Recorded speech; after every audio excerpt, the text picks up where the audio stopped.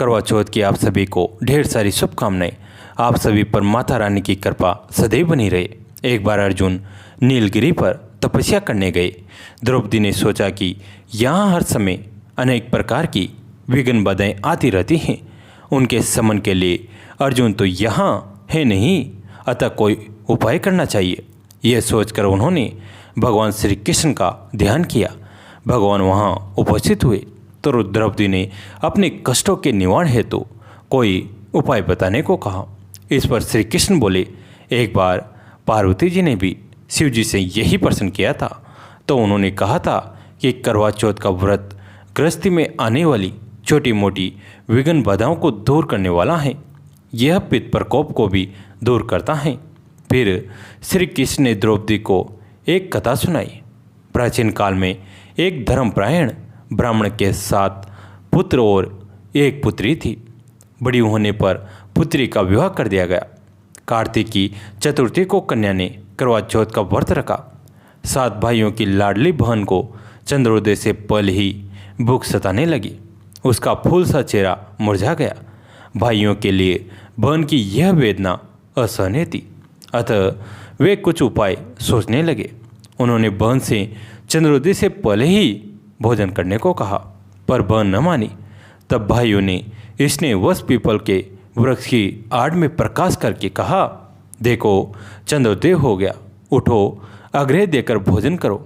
बहन उठी और चंद्रमा को अर्घ्य देकर भोजन कर लिया। भोजन करते ही उसका पति मर गया। वह रोने चिल्लाने लगी। देवयोग से चंद्राणी इंद्राणी देवदासियों के साथ वहाँ से जा रही थी। रोने की आवाज़ सुनकर वे वहाँ गई और उसे रोने का कारण पूछा। ब्राह्मण कन्या ने सब हाल कह सुनाया। तब इंद्राणी ने कहा, तुमने करवा चौथ के व्रत में चंद्रोदय से पूर्व ही अन्न जल ग्रहण कर लिया, इसी से तुम्हारे पति की मृत्यु हुई है।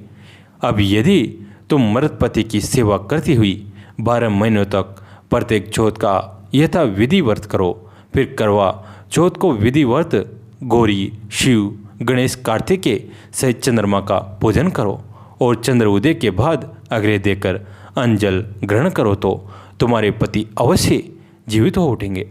ब्राह्मण कन्या ने अगले वर्ष 12 माह की चौथ सहित विधि पूर्वक करवा चौथ का व्रत किया। व्रत के प्रभाव से उनका पति मृत पति जीवित हो गया। इस प्रकार यह कथा कहकर श्री कृष्ण द्रौपदी के से बोले, यदि तुम भी श्रद्धा एवं विधिपूर्वक इस व्रत को करो तो तुम्हारे सारे दुख दूर हो जाएंगे और सौभाग्य सुख सौभाग्य धन धान्य में वृद्धि होगी। फिर द्रौपदी ने श्री कृष्ण के कथानुसार करवा चौथ का व्रत रखा। उस व्रत के प्रभाव से महाभारत के युद्ध में कौरवों की हार तथा पांडवों की जीत हुई। पतिव्रता करवा धोबिन की कथा। पुराणों के अनुसार करवा नाम की एक पतिव्रता धोबिन अपने पति के साथ तुंगभद्रा नदी के किनारे स्थित गांव में रहती थी। उसका पति बूढ़ा और निर्बल था। एक दिन जब वह नदी के किनारे कपड़े धो रहा था, तभी अचानक एक मगरमच्छ वहां आया और धोबी के पैर अपने दांतों में दबाकर यमलोक की ओर ले जाने लगा। वृद्धपति यह देख घबराया और जब उसे कुछ कहते नहीं बना तो वह करवा करवा कहकर अपनी पत्नी को पुकारने लगा। पति की पुकार सुनकर धोबिन करवा वहाँ पहुँची तो मगरमच्छ उसके पति को यमलोक पहुँचाने ही वाला था। तब करवा ने मगर को कच्चे धागे से बांध दिया और मगरमच्छ को लेकर यमराज के द्वार पहुँची। उसने यमराज से अपने पति की रक्षा करने की गुहार लगाई और बोली, हे भगवान, मगरमच्छ ने मेरे पति के पैर पकड़ लिए हैं। आप मगरमच्छ को इस अपराध के दंड स्वरूप नरक भेज दें। करवा की पुकार सुन यमराज ने कहा, अभी मगर की आयु शेष है, मैं उसे अभी यमलोक नहीं भेज सकता। इस पर करवा ने कहा, अगर आपने मेरे पति को बचाने में मेरी सहायता नहीं की तो मैं आपको श्राप दूंगी और नष्ट कर दूंगी। करवा का साहस देख यमराज भी डर गए और मगर को यमपुरी भेज दिया।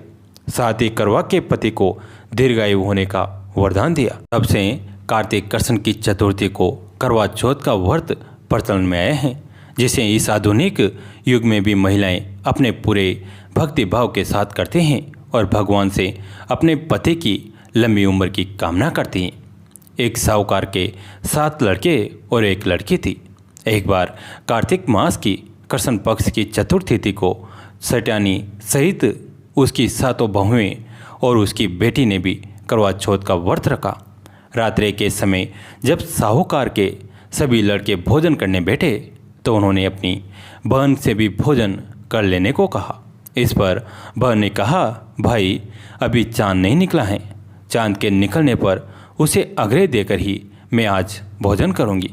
साहूकार के बेटे अपनी बहन से बहुत प्रेम करते थे। उन्हें अपनी बहन का भूख से व्याकुल चेहरा देख बेहद दुख हुआ। साहूकार के बेटे नगर के बाहर चले गए और वहाँ एक पेड़ पर चढ़कर अग्नि जला दी। घर वापस आकर उन्होंने अपनी बहन से कहा, देखो बहन, चांद निकल आया है, अब तुम उन्हें अग्रह देकर भोजन ग्रहण करो। साहूकार की बेटी ने अपनी भाभियों से कहा, देखो चांद निकल आया है, तुम लोग भी अग्रह देकर भोजन कर लो। ननद की बात सुनकर भाभियों ने कहा, बहन अभी चांद नहीं निकला है, तुम्हारे भाई धोखे से अग्नि जलाकर उसके प्रकाश को चांद के रूप में तुम्हें दिखा रहे हैं।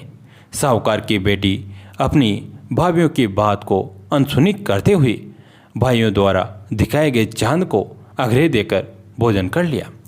इस प्रकार करवा चौथ का व्रत भंग करने के कारण विघ्नहर्ता भगवान श्री गणेश साहूकार की लड़की पर अप्रसन्न हो गए।